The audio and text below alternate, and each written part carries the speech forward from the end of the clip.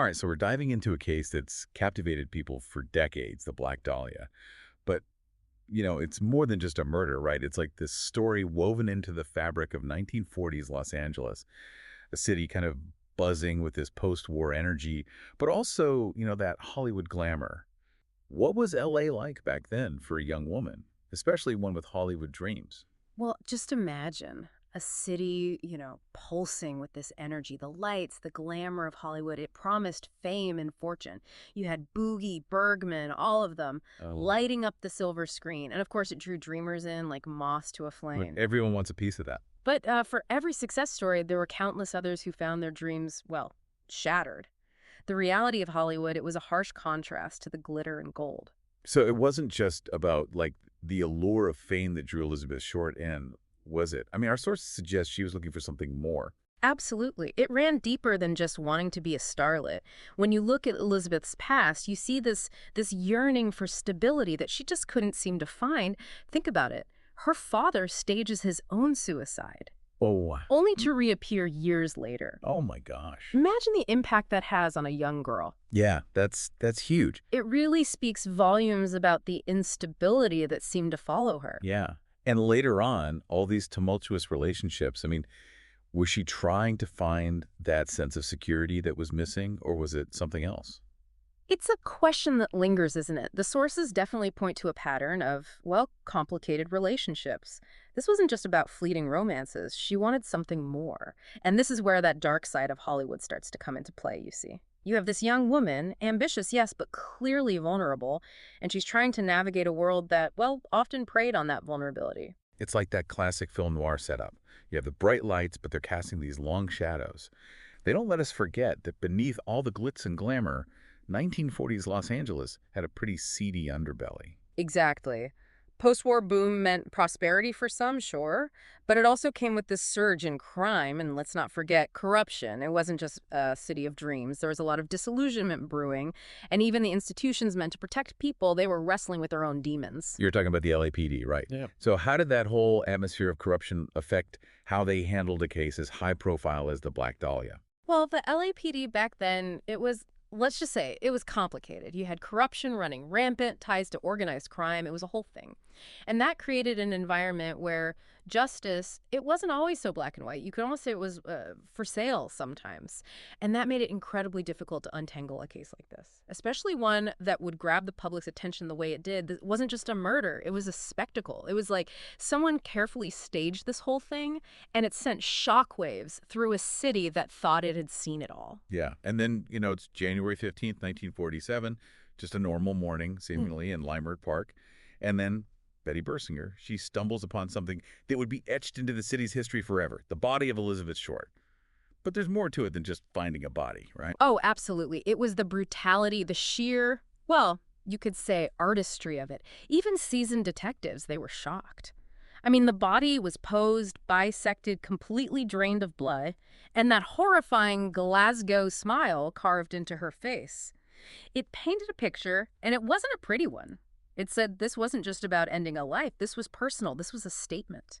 And the fact that there was no blood at the scene, that must have been a huge clue right away. Oh, absolutely. That told investigators right off the bat that this wasn't the primary crime scene. Someone took the time, had the resources, and let's be honest, the audacity to move and stage Elizabeth's body, that alone is chilling. It tells you this person was in control. This was calculated, not some crime of passion. And of course, as the news gets out, the press does what they do, Hmm. right? Elizabeth Short becomes a headline, forever known as the Black Dahlia. It's tragic, really. You have this woman with hopes, dreams, struggles, just like anyone else, and almost instantly she's reduced to this morbid fascination. The woman herself is lost in the spectacle of her death.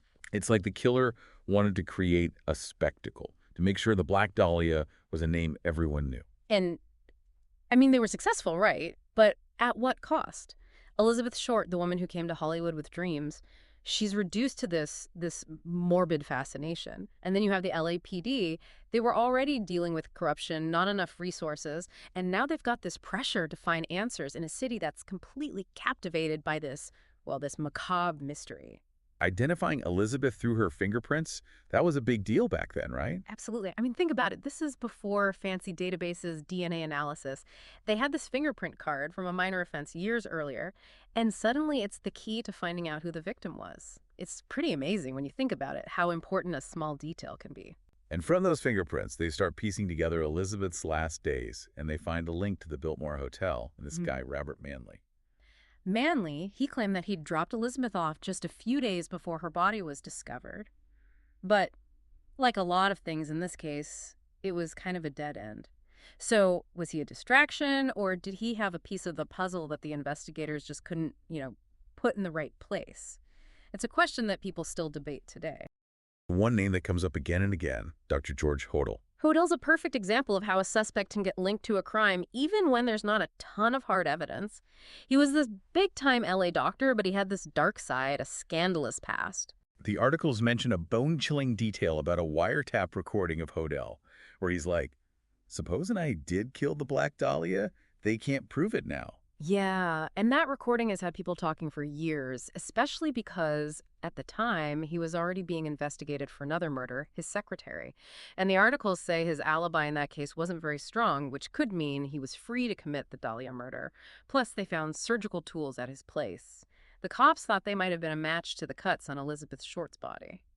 So was Hodel an easy target because of his bad reputation?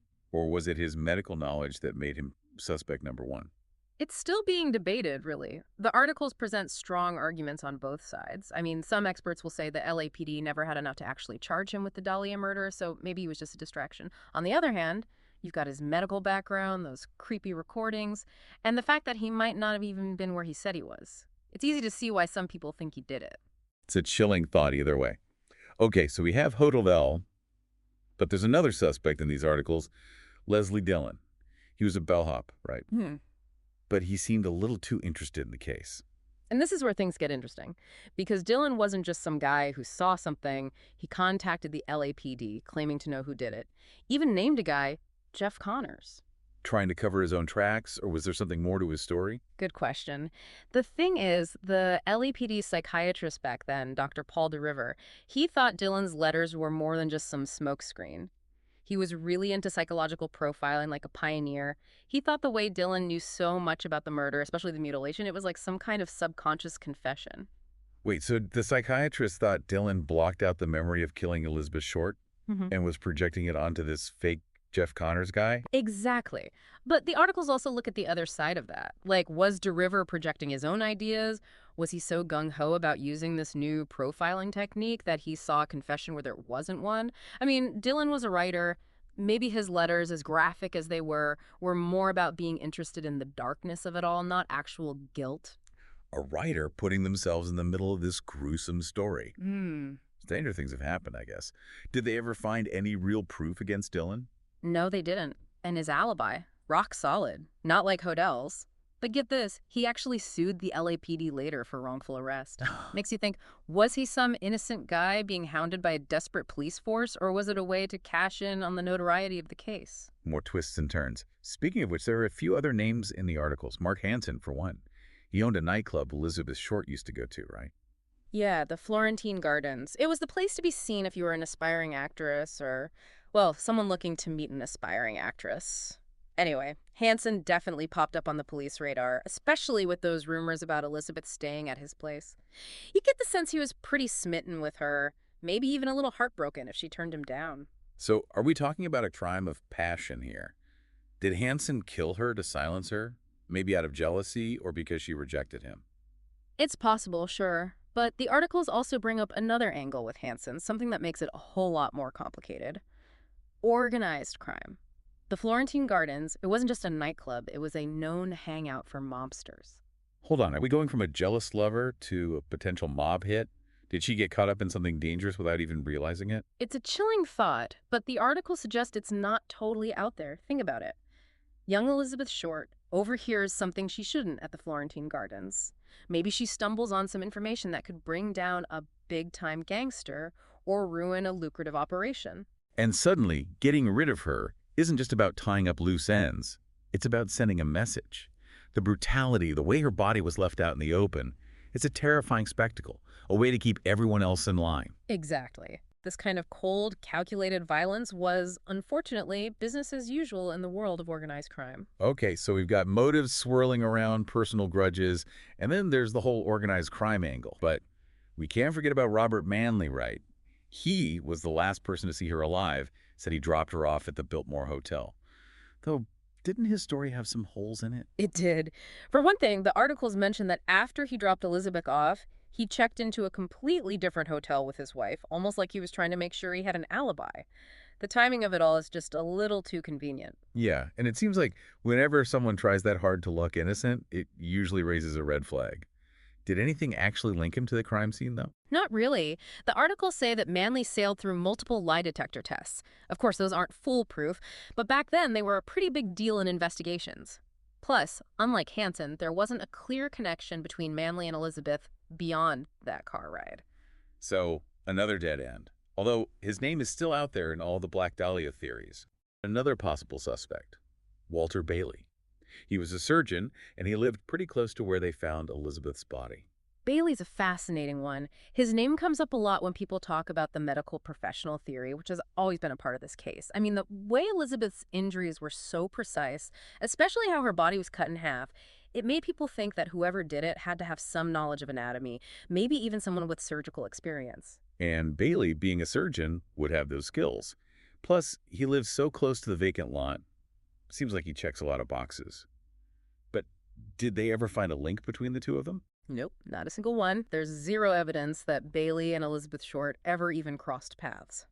But there's another wrinkle to Bailey's story. Apparently, he was having some kind of mental breakdown around the time of the murder. So the big question is, was he even mentally and physically capable of pulling off something this horrific and calculated? People are still debating that today. This case is just mystery after mystery. It's kind of overwhelming, to be honest. That's how it goes with these big unsolved cases. Sometimes understanding the why is just as important as figuring out the who. And one theory that really stuck with me was the idea that Elizabeth Short, she was a victim of the dark underbelly of Hollywood. It makes sense when you really think about it. Elizabeth Short, she came to LA wanting to be a star, just like so many others before and after her. But the Dream Factory has a dark side, a world of exploitation, of people willing to do whatever it takes to get ahead, and of powerful people who can get away with anything. The article spends some time talking about something called casting couch culture. What exactly is that? Basically, it was this predatory practice where powerful men in the film industry, a lot of times producers or directors, would pressure actresses into having sex with them in exchange for roles. It was everywhere in Hollywood back then. And the women, they knew that if they spoke out, they could be blacklisted. So you're saying that Elizabeth Short, she could have gotten caught up in this system and paid the ultimate price. Maybe she threatened to expose someone or refuse the advances of some powerful studio executive. It's a definite possibility. Let's talk about a few instances where Elizabeth met with men who promised to help her career, but then they came on to her. It really paints a picture of what it was like to be a young woman trying to make it in Hollywood back then, a place where being ambitious could put you in incredibly vulnerable situations. And if that's the case, then her murder, as awful as it was, it becomes a way to silence her, a brutal message to anyone else who might dare to challenge the status quo in Hollywood. It's a tough reality to think about, definitely make you wonder if that dark side of Hollywood played a role in her death. It makes you realize that the price of fame can be a lot steeper than you think. And then there's this whole other element, something right out of a film noir. The killer's letters to the press. It was like the killer was playing this twisted game, almost like they were toying with the police and the public. Sending Elizabeth's things to the newspapers, writing these letters with these cryptic messages. They even made their handwriting look different by using cutout letters. It was arrogant and, well, a bit desperate for attention, if you ask me. And they got the attention they were after, right? It wasn't just about the clues anymore. Those letters, they became part of the Black Dahlia story, just fueled the frenzy. Yeah, exactly. And it's ironic, right? Those letters, they were meant to throw everyone off the scent, but they actually might be the most revealing thing we have about the killer. It's like they wanted to stage an audience for this awful thing they did. And the media, they were so busy chasing a big story that they played right into the killer's hands. It's a creepy thought. But did any of it actually lead the investigators to Elizabeth's killer? Honestly, no. Despite everything, the LAPD never connected the letters to anyone specific. They chased down tons of leads, talked to hundreds of people, looked into all sorts of theories, but the case went cold. I can't imagine with all the press, the public wanting answers, the police under so much pressure, you'd think someone would slipped up, said something, but nothing. And that's where all the theories come from. What do you think about how the case has been shown over the years? Anything stand out from our sources? Well, it's interesting. The early stuff, especially those newspaper articles, they were all about the gruesome details. Like they were almost enjoying how shocking it was. It's kind of a weird thing, isn't it? How we can be drawn to the darkness, even though it scares us. Yeah, you're right. It's a strange balance. And it seems like things have changed a bit. Our sources, they definitely show a shift in how the Black Dahlia case is portrayed. It's less about the shock value now and more about, trying to understand why it happened, what led to such a horrific crime. Yeah, you see that a lot now. Writers and filmmakers, they're looking at the psychology of the killer, the social and cultural landscape of 1940s Los Angeles, even trying to understand Elizabeth Short's life, beyond just the headlines. There's this awareness now that these aren't just stories, they're real lives that were cut short, and there are people left behind dealing with that loss. That's true.